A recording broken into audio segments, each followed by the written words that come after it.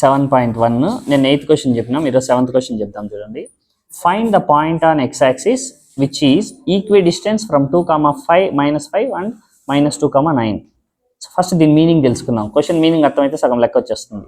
Find a point on x axis అన్నారు. So x axis మీద y coordinate 0 అవుతుంది. కాబట్టి ఆ పాయింట్ నేను ఏం తీసుకుంటానంటే x, 0 px, 0 be a point on x axis అని చెప్పి తీసుకున్నా.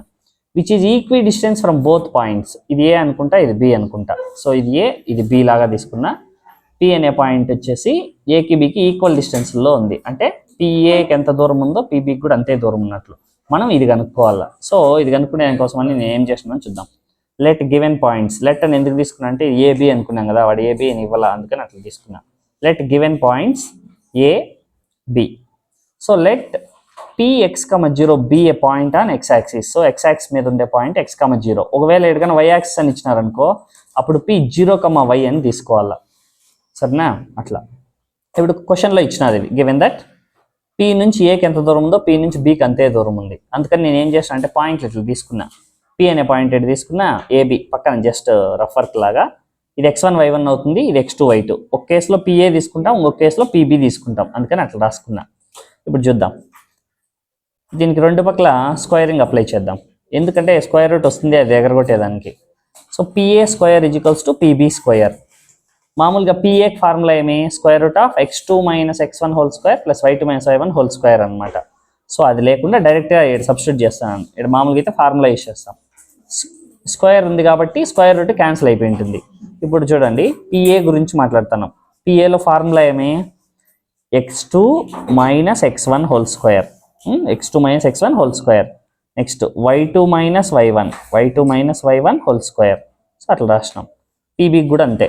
పీబీ తీసుకున్నప్పుడు x2 - x1 whole square, x2 - x1 whole square, y2 - y1 whole square అట్లా రాసినాం. దీన్ని ఎక్స్పాండ్ చేయాలి ఇంకా.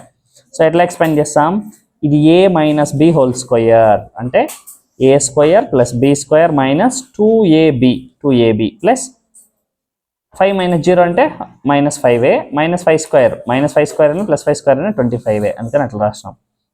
ఇది ఇక్కడ ఏ ప్లేస్లో -2 ఉంది. ఇది ఫార్ములాలో వచ్చే minus a - b whole square అంటే a square plus b square minus 2ab 9 square వచ్చి 81. 2 square 4 x square minus 2 2 4x. ఇది అట్లే రాసిన. -2 స్క్వేర్ 4 x స్క్వేర్ అట్లే రాసిన. Minus into minus plus 2 2 4x 81 అట్లే రాసిన. ఇక్కడ ఈజ్ ఈక్వల్స్ టుకి ఈ పక్క సేమ్ ఉండి సేమ్ సైన్ ఉంటే క్యాన్సిల్ అయిపోతాయి. 4 4 క్యాన్సిల్, x స్క్వేర్ క్యాన్సిల్. ఇక్కడ -4x ఉంది, +4x ఉంది కాబట్టి క్యాన్సిల్ కాదు. ఈ పక్క +4x అంటే క్యాన్సిల్ అయి ఉంటుంది. సో ఫస్ట్ ఇట్లా రాసినాం. ఇప్పుడు లైక్ టర్మ్స్ ఒక పక్క పంపించుకున్నాం. లైక్ టర్మ్స్ అంటే కాన్స్టెంట్స్ ఒక పక్క, వేరియబుల్ టర్మ్స్ ఉండేవి ఒక పక్క. -4x అట్లే పెట్టుకున్నా. ఈ +4x ఈ పక్క వచ్చింది, -4x అయింది. +25 ఆ పక్క ధర్మేసిన. సో -8x అవుతుంది. 81లో 25 సబ్ట్రాక్ట్ చేస్తే 56. 8 టేబుల్లో ఒకవేళ ఇది మల్టిప్లై చేస్తాను, ఇప్పుడు డివిజన్ చేసి ఉంటుంది, డైరెక్ట్ కూడా క్యాన్సిల్ చేయొచ్చు. 8 1s 8 7s -x = 7 వస్తుంది. బట్ వేరియబుల్ కొందరు మైనస్ ఉంటుంది కాబట్టి మైనస్తో మల్టిప్లై చేస్తాం, అప్పుడు సైన్లు మారుతాయి. x = -7 అయింది. అంటే x వాల్యూ తెలిసిపోయింది. అప్పుడు కోఆర్డినేట్ ఏమవుతుంది, the point on x axis p -7, 0 అవుతుంది. మళ్ళీ దాన్ని వెరిఫై చేయొచ్చు అనమాట. ఎలా వెరిఫై చేయాలా, రెండు డిస్టెన్స్ ఈక్వల్ కదా, అవునా కాదా అని చెక్ చేయాలా. పిఏ అంటే ఇప్పుడు స్క్వేర్ తీసేసిన కాబట్టి స్క్వేర్ రూట్ ఎటు పెట్టినా. సో ఈ ఫార్ములాలో సబ్స్టిట్యూట్ చేస్తాను. 2 - x బదులు -7 సబ్స్టిట్యూట్ చేసిన. -5 స్క్వేర్ వచ్చి 25.